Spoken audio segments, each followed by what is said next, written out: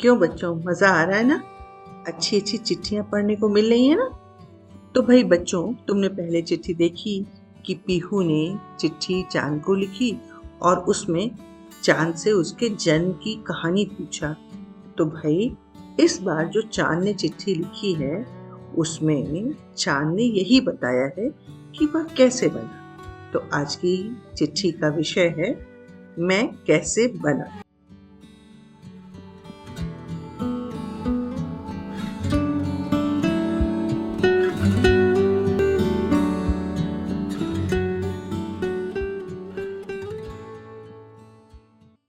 मेरी नन्ही पीहू, बहुत बहुत प्यार। तुम्हारा पत्र पढ़कर ना मेरी चांदनी और भी मीठी हो गई। तुम्हारे शब्दों से लगा कि मैं तुम्हारा सच्चा दोस्त हूँ। हाँ भाई, मैं हूँ तो तुम्हारा सच्चा दोस्त, तभी तो सिर्फ मैं तुम्हें ही पत्र लिखता हूँ। वाकई तुम बहुत प्यारी हो। अच्छा बेटा, तुमने ये जानने की कोशिश की थी कि मेरा जन्म कैसे हुआ, तो चलो मैं तुम्हें अपने जन्म की कहानी सुनाता हूँ। भाई बात बहुत पहले की है। मेरी बहन धरती बहुत गर्म हुआ करती थी। एक दिन बहुत बड़ा उल्का पिंड यानी अंतरिक्ष की एक विशाल चट्टान तेज रफ्तार से घूमती हुई आई और तुम्हें पता है क्या हुआ? धरती से टकरा गई और धरती का एक बहुत बड़ा टुकड़ा उस उल्का पिंड से अलग हो गया और मैं उसी टुकड़े से बना हूँ, तुम्हारा चांद मामा। अब तो तुम समझ ही गई होगी कि बच्चे मुझे चांद मामा क्यों कहते हैं। अब तुम्हारे मन में ये प्रश्न उठ रहा होगा कि मैं बना क्यों? तो बेटा, मैं इसलिए बना ताकि धरती का संतुलन बना रहे। मेरी वजह से ही ना समुद्र में ज्वार भाटा आते हैं।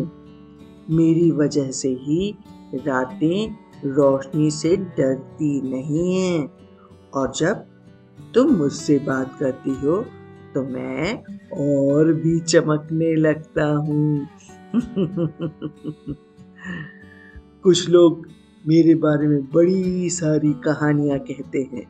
वे कहते हैं चांद भगवान शिव के सिर पर रहता है, या फिर चंद्रदेव एक रथ में बैठकर रात की सैर करने निकलते हैं।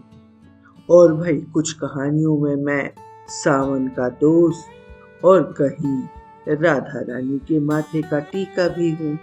ये सारी कहानियाँ मुझे अच्छी लगती हैं क्योंकि ये कहानियाँ मुझे तुम जैसे बच्चों के दिल के करीब लाती हैं। सच पूछो तो ये सब मनगढ़ंत कहानियाँ हैं। सच्ची बात तो ये है कि मैं अपनी बहन धरती का हिस्सा हूँ और इसीलिए मैं हमेशा उसकी परिक्रमा करता रहता हूँ, जैसे कोई भाई अपनी बहन के आसपास गोल गोल घूमता रहता है।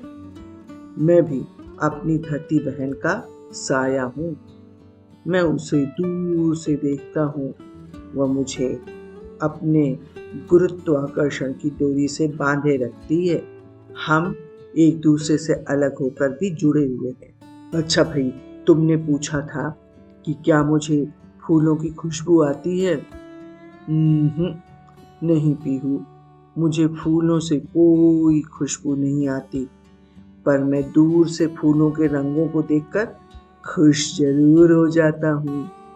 लेकिन जब मैं पेड़ों की झुकी हुई डालियों को, उसके पीले पीले पत्तों को देखता हूँ तो मेरा मन धरतीवासियों के प्रति एक घृणा से भर जाता है। जानती हो क्यों? क्योंकि मैं मानता हूँ कि धरतीवासी मेरी बहन के रख रखाव का ध्यान नहीं दे रहे हैं। देखो, मेरी बहन धरतीवासियों को इतना कुछ दे रही है और धरतीवासी बदले में उसे तकलीफ के अतिरिक्त कुछ नहीं दे रहे हैं। लेकिन पीहू, मुझे तुम बच्चों से बहुत आशा है।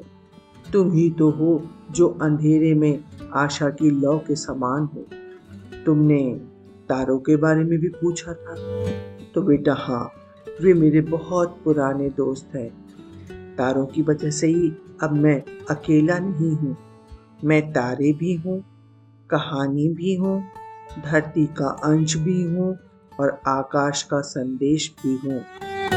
मैं बना था टकराव से, पर अब मैं जुड़ाव का प्रतीक हूँ। क्योंकि जब तुम मुझे देखती हो, मुझसे सवाल करती हो, मेरी ओर चिट्ठी उड़ाती हो, तो मुझे ऐसा लगता है जैसे मेरे जन्म का कारण यही था, ताकि एक दिन मैं बच्चों की कल्पनाओं में जगह पा सकूं। और देखो, मैं तुम्हारी कल्पना में जगह पा गया कि नहीं? तुम्हारा चांद, जो तारों से भी बातें करता है, पर सबसे ज्यादा सुनता है तुम्हारे मन की आवाज। अगली बार जब तुम मुझे पत्र लिखना, तो मेरी बहन धरती का हाल जरूर लिखना। तो भाई यहाँ होती हमारी कहानी खत्म।